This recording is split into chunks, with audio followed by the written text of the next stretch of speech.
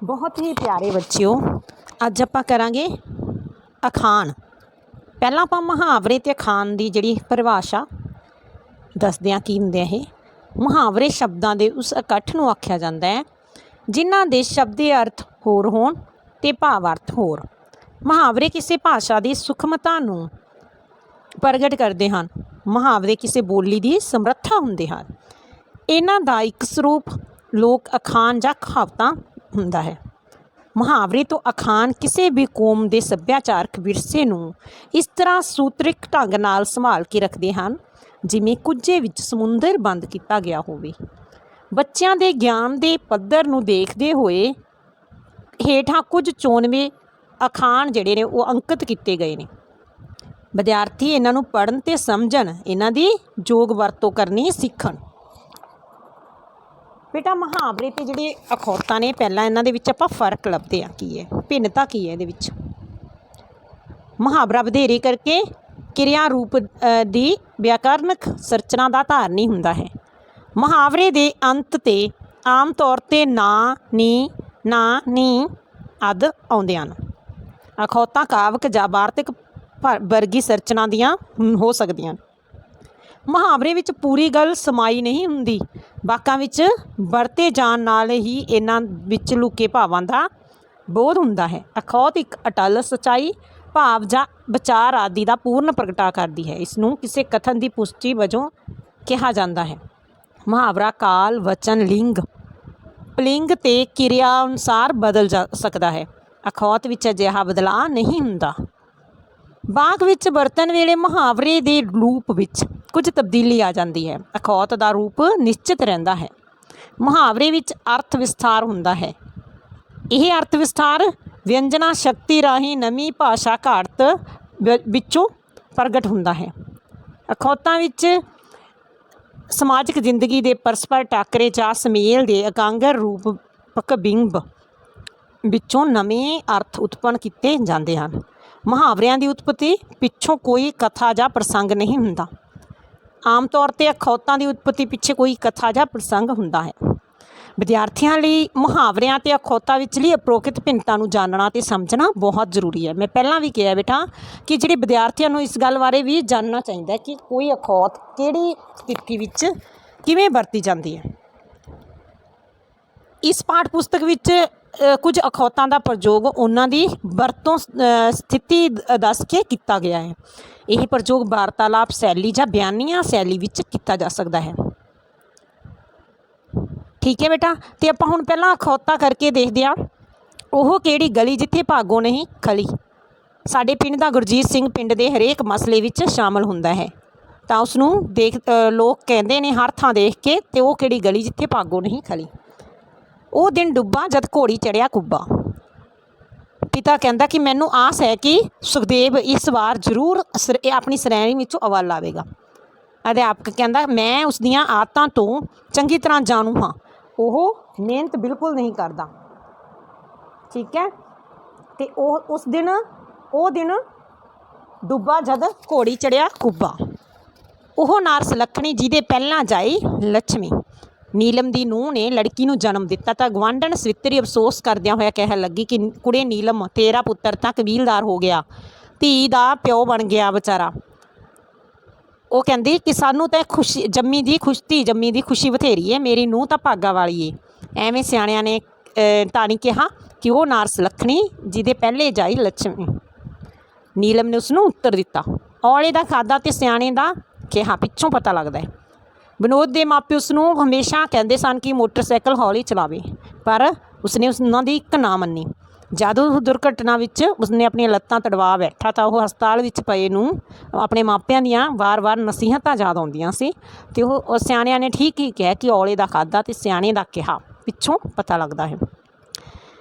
अपना नीगर पराया ढीगर। बचन कौर अपने मारचू जिहे नलैक पुत्र दियां सिफतां करदी थकदी नहीं, पर वह लोगों के भले चंगे जिहड़े बच्चे ने उन्हां विच नुक्श कढ़दी रहिंदी है। उसदी तां इह गल होई अपना नीगर पराया ढींगर। एक हत्थ नाल ताड़ी नहीं बजदी। जदों गली विच ਦੋ ਗੁਆਂਢਣਾਂ ਦੀ ਆਪਸ ਵਿੱਚ ਲੜਾਈ ਹੋ ਗਈ ਤਾਂ ਪੰਚਾਇਤ ਨੇ ਇਸ ਦਾ ਫੈਸਲਾ ਕਰਾਉਣਾ ਚਾਹਿਆ। ਜਦੋਂ ਉਸਦੇ ਗੁਆਂਢੀ ਨੂੰ ਪੁੱਛਿਆ ਗਿਆ ਤਾਂ ਉਹ ਕਹਿੰਦਾ ਕਿ ਕਿਸ ਵਿੱਚ ਨੁਕਸ ਹੈ, ਤਾਂ ਉਸਨੇ ਦੱਸਿਆ ਕਿ ਉਹ ਇੱਕ ਹੱਥ ਨਾਲ ਤਾੜੀ ਨਹੀਂ ਵੱਜਦੀ, ਦੋਨਾਂ ਵਿੱਚੋਂ ਕੋਈ ਘੱਟ ਨਹੀਂ। ਇਹਨਾਂ ਤਿਲਾਂ ਵਿੱਚ ਤੇਲ ਨਹੀਂ। ਨਵਪ੍ਰੀਤ ਔਖੇ ਵੇਲੇ ਆਪਣੇ ਦੋਸਤ ਸਤਵੀਰ ਕੋਲੋਂ ਮਦਦ ਮੰਗਣ ਲਈ ਜਾਣ ਲੱਗਿਆ ਤਾਂ ਉਸਦੀ ਪਤਨੀ ਨੇ ਉਸਨੂੰ ਰੋਕਿਆ ਕਿ ਸਤਵੀਰ ਕੋਲ ਜਾਣ ਦਾ ਕੋਈ ਫਾਇਦਾ ਨਹੀਂ, ਉਹ ਉਸਦੀ ਮਦਦ ਨਹੀਂ ਕਰੇਗਾ ਕਿਉਂਕਿ ਮੈਨੂੰ ਪਤਾ ਹੈ ਕਿ ਇਹਨਾਂ ਤਿਲਾਂ ਵਿੱਚ ਤੇਲ ਨਹੀਂ। ਸੱਦੀ ਨਾ ਬੁਲਾਈ ਮੈਂ ਲਾੜੇ ਦੀ ਤਾਈ। ਦੋ ਭਰਾ ਕਿਸੇ ਗੱਲ 'ਤੇ ਬਹਿਸ ਕਰ ਰਹੇ ਸਨ, ਪਰ ਰਾਹ ਵਿੱਚ ਜਾਂਦਾ ਕਰਤਾਰਾ ਉਹਨਾਂ ਨੂੰ ਸਮਝਾਉਣ ਲੱਗ ਪਿਆ। ਇੱਕ ਭਰਾ ਨੇ ਕਿਹਾ, ਤੂੰ ਜਾ ਭਾਈ, ਅਸੀਂ ਆਪੇ ਨਜਿੱਠ ਲਵਾਂਗੇ। ਸੱਦੀ ਨਾ ਬੁਲਾਈ ਮੈਂ ਲਾੜੇ ਦੀ ਤਾਈ, ਇਹ ਤੇ ਉਹ ਗੱਲ ਹੋਈ। ਸਖੀ ਨਾਲੋਂ ਸੂਹ ਭਲਾ ਜਿਹੜਾ ਤੁਰੰਤ ਦੇਵੇ ਜਵਾਬ।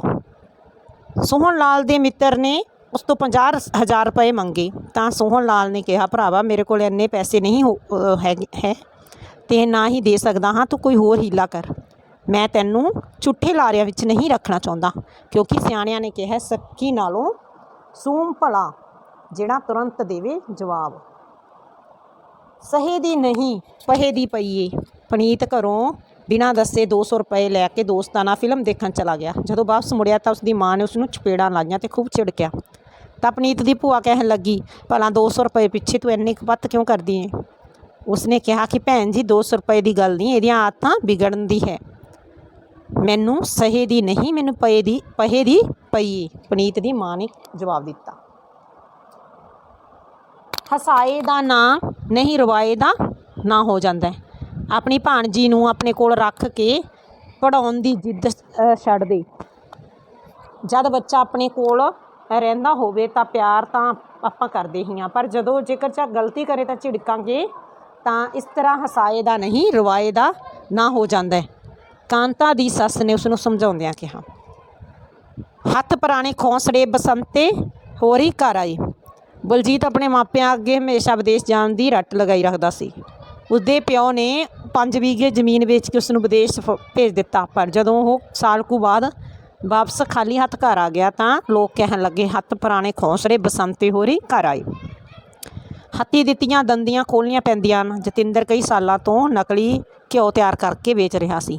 ਦੀਵਾਲੀ ਦੇ ਦਿਨਾਂ ਵਿੱਚ ਜਦੋਂ ਡਾਕਟਰਾਂ ਨੇ ਉਸਦੇ ਤਿਆਰ ਕੀਤੇ ਘਿਓ ਦੀ ਪਰਖ ਕਰਵਾਈ ਤਾਂ ਮਿਲਾਵਟ ਨਿਕਲੀ। ਜੁਰਮਾਨੇ ਦੇ ਨਾਲ ਉਸਨੂੰ 2 ਸਾਲ ਦੀ ਕੈਦ ਵੀ ਹੋਈ। ਇਹ ਤੇ ਉਹ ਗੱਲ ਹੋਈ, ਦੇਖ ਲੈ ਪੁੱਤਰ, ਹੱਥੀਂ ਦਿੱਤੀਆਂ ਦੰਦੀਆਂ ਖੋਲ੍ਹਣੀਆਂ ਪੈਂਦੀਆਂ ਨੇ, ਉਸਦੇ ਪਿਓ ਨੇ ਕਿਹਾ।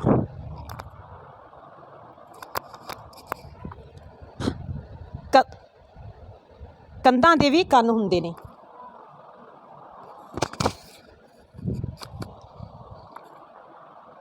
ਕੰਧਾਂ ਦੇ ਵੀ ਕੰਨ ਹੁੰਦੇ ਨੇ।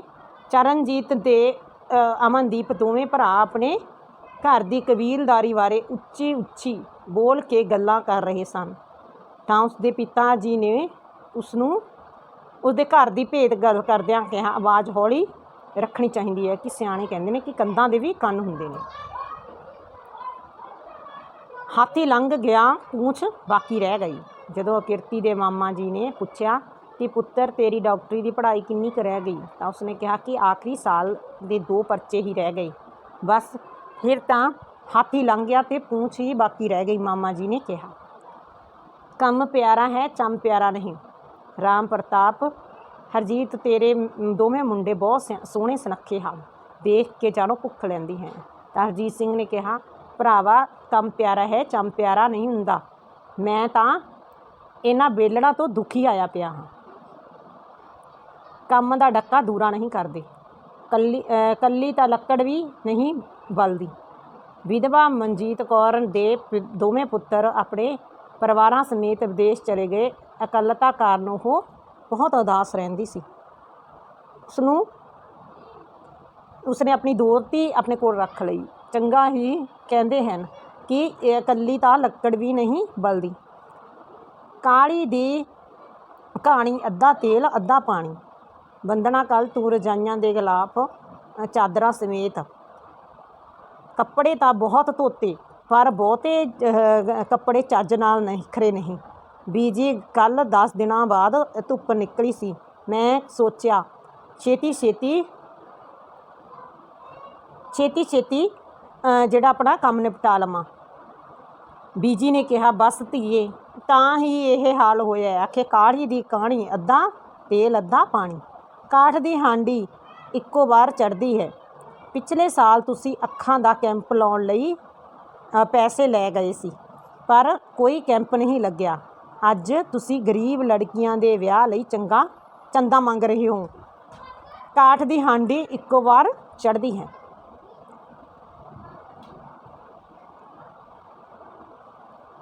ਹੁਣ ਤੁਸੀਂ ਸਾਥੋਂ ਇਸ ਕਿਸੇ ਚੰਦੇ ਦੀ ਆਸ ਨਾ ਰੱਖੋ। ਕਾਵਾਂ ਦੇ ਆਖਿਆ ਢੱਗੇ ਨਹੀਂ ਮਰਦੇ। ਲੜਦਿਆਂ ਹੋਇਆਂ ਜਦੋਂ ਸੁਮਨ ਨੇ ਮੈਨੂੰ ਬਰਬਾਦ ਹੋ ਜਾਣ ਦੀ ਬਦਸੀਸ ਦਿੱਤੀ ਤਾਂ ਮੈਂ ਕਿਹਾ ਕਿ ਕਾਵਾਂ ਦੇ ਕਿਹਾ ਢੱਗੇ ਨਹੀਂ ਮਰਦੇ। ਕੁੱਛੜ ਕੁੜੀ ਗ੍ਰਾਂ ਹੋਕਾ, ਕੁੱਛੜ ਕੁੜੀ ਜਾਂ ਸ਼ਹਿਰ ਢੰਡੋਰਾ। ਭੁਪਿੰਦਰ ਦੇ ਦਫ਼ਤਰ ਵਿੱਚ ਆਪਣਾ ਮੋਬਾਈਲ ਲੱਭਣ ਲੱਗਾ, ਪਰ ਉਹ ਮੋਬਾਈਲ ਉਸ ਨੂੰ ਕਿਤੇ ਨਹੀਂ ਸੀ ਲੱਭ ਰਿਹਾ। ਜਦੋਂ ਉਸਨੇ ਨੰਬਰ ਮਿਲਾਇਆ ਤਾਂ ਉਹ ਮੋਬਾਈਲ ਉਸਦੀ ਜੇਬ ਵਿੱਚੋਂ ਹੀ ਬੋਲ ਪਿਆ। ਤਾਂ ਉਸਦੇ ਪਤੀ ਨੇ ਉਸਨੂੰ ਕਿਹਾ ਕਿ ਕੁੱਛੜ ਕੁੜੀ ਗ੍ਰਾਂ ਹੋਕਾ, ਕੁੱਤੇ ਭੌਂਕੇ ਚੰਨ ਨੂੰ ਕੀ। ਸਰਪੰਚ ਗੰਗਾ ਰਾਮ ਆਪਣੇ ਇਲਾਕੇ ਦੇ ਉੱਘੇ ਸਮਾਜ ਸੇਵਕ ਹਨ। ਆਪਣੀ ਸਮਰੱਥਾ ਅਨੁਸਾਰ ਉਹ ਹਮੇਸ਼ਾ ਲੋੜਵੰਦਾਂ ਦੇ ਕੰਮ ਆਉਂਦੇ ਹਨ। ਕੁਝ ਨਿੰਦਕ ਉਸ ਨੂੰ ਬਦਨਾਮ ਕਰਨ ਦਾ ਯਤਨ ਵੀ ਕਰਦੇ ਹਨ, ਪਰ ਉਹਨਾਂ 'ਤੇ ਅਜਿਹੀਆਂ ਗੱਲਾਂ ਦਾ ਕੋਈ ਅਸਰ ਨਹੀਂ ਹੁੰਦਾ। ਉਹਨਾਂ ਨੇ ਕਿਹਾ ਕਿ ਕੁੱਤੇ ਭੌਂਕੇ ਚੰਨ ਨੂੰ ਕੀ, ਕੁੱਤੇ ਵੀ ਪੂੰਛ ਮਾਰ ਕੇ ਬਹਿੰਦੇ ਨੇ। ਕੁਸਮ ਜਦੋਂ ਦਫ਼ਤਰ ਵਿੱਚ ਪਹੁੰਚੀ ਤਾਂ ਉਸਨੇ ਅੰਤਾਂ ਦਾ ਖਲਾਰਾ ਪਿਆ ਦੇਖਿਆ। ਤਾਂ ਉਸਨੇ ਉੱਥੇ ਜਾ ਕੇ ਪੀਅਨ ਨੂੰ ਕਿਹਾ ਕਿ ਕੁੱਤੇ ਵੀ ਪੂੰਛ ਮਾਰ ਕੇ ਬਹਿੰਦੇ ਨੇ। ਕੋਈ ਮਰੇ ਕੋਈ ਜੀਵੇ, ਸੁਥਰਾ ਘੋਲ ਪਤਾਸੇ ਪੀਵੇ। ਹੈਪੀ ਦੇ ਚਚੇਰੇ ਭਰਾ ਆਪਸ ਵਿੱਚ ਲੜ ਰਹੇ ਸਨ। ਉਹ ਕੋਲ ਬੈਠੀ ਮੋਬਾਈਲ ਨਾਲ ਤੇ ਖੇਡਣ ਵਿੱਚ ਮਸਤ ਸੀ। ਬੱਚਿਆਂ ਦਾ ਚੀਂਕ ਚਿੰਗਾੜਾ ਪਿਆ ਹੋਇਆ ਸੀ, ਪਰ ਉਸਨੇ ਉਹਨਾਂ ਨੂੰ ਨਾ ਹਟਾਇਆ। ਇਹ ਤੇ ਉਹ ਗੱਲ ਹੋਈ ਕਿ ਕੋਈ ਮਰੇ ਕੋਈ ਜੀਵੇ, ਸੁਥਰਾ ਘੋਲ ਪਤਾਸੇ ਪੀਵੇ। ਕੋਲਿਆਂ ਦੀ ਦਲਾਲੀ ਵਿੱਚ ਮੂੰਹ ਕਾਲਾ। ਕੋਲਿਆਂ ਦੀ ਦਲਾਲੀ ਵਿੱਚ ਮੂੰਹ ਕਾਲਾ। ਇਹਦੇ ਵਿੱਚ ਕੀ ਕਿਹਾ ਗਿਆ ਕਿ ਹਰਦੇਵ ਸਿੰਘ ਨੇ ਨਸ਼ਿਆਂ ਦੀ ਤਸਕਰੀ ਦੇ ਗੁਨਾਹ ਵਿੱਚ ਫਸੀ ਸਰਨਦੀਪ ਨੂੰ ਜ਼ਮਾਨਤ 'ਤੇ ਛਡਾਉਣ ਦੀ ਕੋਸ਼ਿਸ਼ ਕੀਤੀ ਤਾਂ ਪੁਲਿਸ ਨੇ ਉਸ ਨੂੰ ਪੁੱਛ ਪੜਤਾਲ ਕਰਨ ਲਈ ਹਿਰਾਸਤ ਵਿੱਚ ਲੈ ਲਿਆ। ਸਿਆਣਿਆਂ ਨੇ ਕਿਹਾ ਕਿ ਕੋਲਿਆਂ ਦੀ ਦਲਾਲੀ ਵਿੱਚ ਮੂੰਹ ਕਾਲਾ।